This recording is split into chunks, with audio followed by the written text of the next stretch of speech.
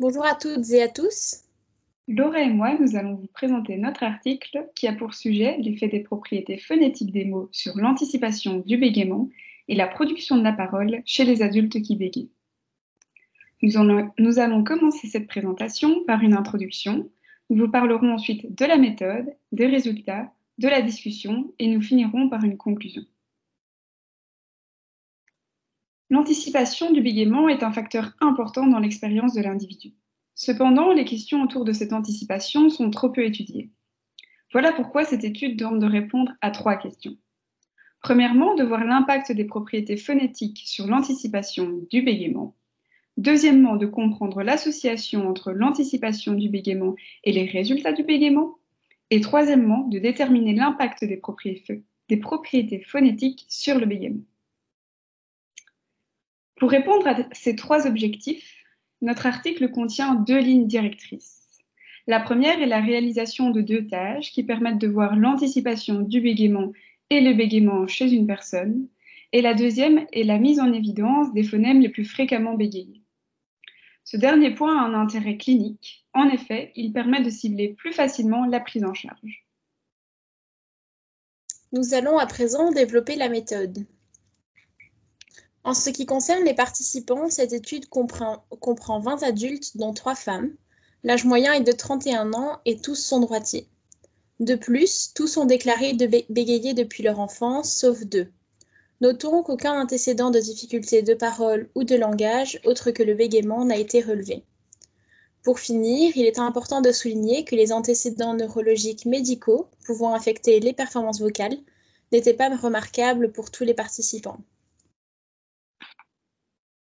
Les chercheurs ont sélectionné les mots cibles sur base de différents facteurs. La sélection comprenait 414 mots et différents filtres ont été utilisés. Les voici. Les mots ont ensuite été classés selon 4 catégories en fonction du phonème initial cible. Voici les 4 catégories que les chercheurs ont créées. L'étude comprenait 2 sessions d'évaluation. La première permettait d'obtenir les scores d'anticipation du bégaiement. Lors de celle-ci, les participants ont dû évaluer 2 fois les 414 mots sur une échelle d'anticipation du bégaiement. Certains mots ont été exclus et pour les mots restants, la moyenne des 2 essais a été calculée et a généré une liste de 110 mots spécifiques pour les mots qui ont une anticipation de bégaiement élevée, appelés les HSA, et 110 mots ayant une anticipation de bégaiement faible, appelés les LSA. La deuxième session comprenait uniquement 12 participants. Ils devaient lire à haute voix chacun des 220 mots spécifiques. Les évaluations de l'anticipation du bégaiement se sont avérées corrélées et donc stables dans le temps, ce qui laisse à penser que l'anticipation du bégaiement spécifique à un mot des participants devrait être stable au moment de leur deuxième visite. Ensuite, 2 calculs de pourcentage ont été effectués. Le premier reprend le pourcentage d'anticipation du bégaiement, appelé SAP. Celui-ci est défini comme le pourcentage de mots dans ce sous-groupe phonétique qui ont reçu un score HSA. Rappelons-le, ce sont les mots qui ont une anticipation de bégaiement élevée. Le deuxième pourcentage est un pourcentage de bégaiement. Pour le calculer, les mots bégayés, on a utilisé les mots qui sont bégayés en session 1 et en session 2. Je vais maintenant vous présenter les résultats. Suite aux différentes analyses des chercheurs, 3 groupes de participants ont été formés. Le groupe 1 représente les participants ayant un niveau d'anticipation élevé, c'est-à-dire avec plus de 60% des mots anticipés. Le groupe 2 contient les personnes ayant un niveau d'anticipation modéré, c'est-à-dire entre 35 et 60% des mots anticipés. Et le groupe 3 contient les personnes ayant un niveau d'anticipation moindre, c'est-à-dire avec moins de 35% des mots anticipés. Rappelons-le, l'article tentait de répondre à 3 questions. La première était de savoir si tous les participants avaient un certain niveau d'anticipation sur les mots inclus dans l'étude. Les résultats ont montré que l'anticipation du bégaiement spécifique à un mot n'était pas uniforme chez tous les participants. La deuxième question était de savoir s'il y avait une relation entre la cote d'anticipation de la session 1 et le bégaiement manifeste de la session 2. Les résultats révèlent une forte association entre l'anticipation du bégaiement et l'apparition du bégaiement. Et la troisième question à laquelle l'article tentait de répondre était de savoir si l'anticipation du bégaiement était influencée par les propriétés phonétiques des sons initiaux des mots. Cette analyse a été faite de manière intra- et intergroupe. Pour les différences à l'intérieur du groupe, pour le groupe d'anticipation élevé, on retrouve des scores SAP élevés pour les consonnes, les plosives, les bilabiales, les alvéolaires, les labiales et les coronales.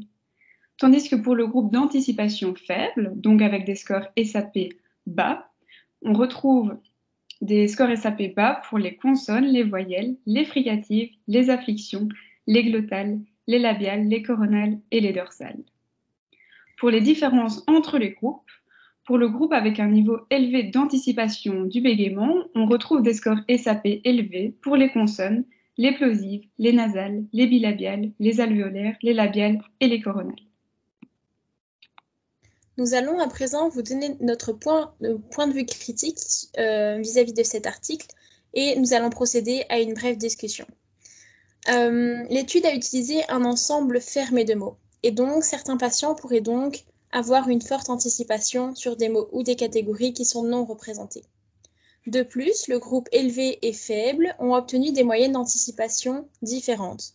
Cela signifie que l'anticipation n'est pas uniquement motivée par les expériences d'apprentissage individuelles, mais qu'elle est affectée par les caractéristiques phonétiques des sons de la parole. Selon nous, les différences interindividuelles est le point essentiel à prendre en compte pour la pratique professionnelle. En effet, les résultats de cette étude nous montrent qu'il y a plus de mots bégayés que d'autres. Cependant, ces résultats pourront servir à titre informatif. Dans notre future pratique professionnelle, il sera intéressant d'avoir une base de mots les plus souvent bégayés, mais ceci ne représente pas l'intégralité des profils que nous allons rencontrer. Effectivement, la recherche reste toujours une base à prendre en compte, tout en s'adaptant aux patients ainsi qu'à ses particularités. Je vais maintenant passer à la conclusion.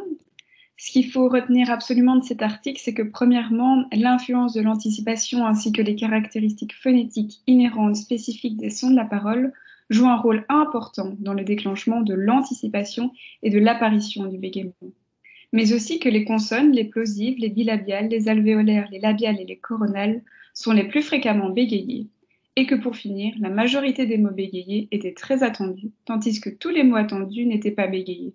Cela suggère donc que la relation entre l'anticipation du bégaiement et l'apparition réelle du bégaiement est multifactorielle. Merci pour votre attention.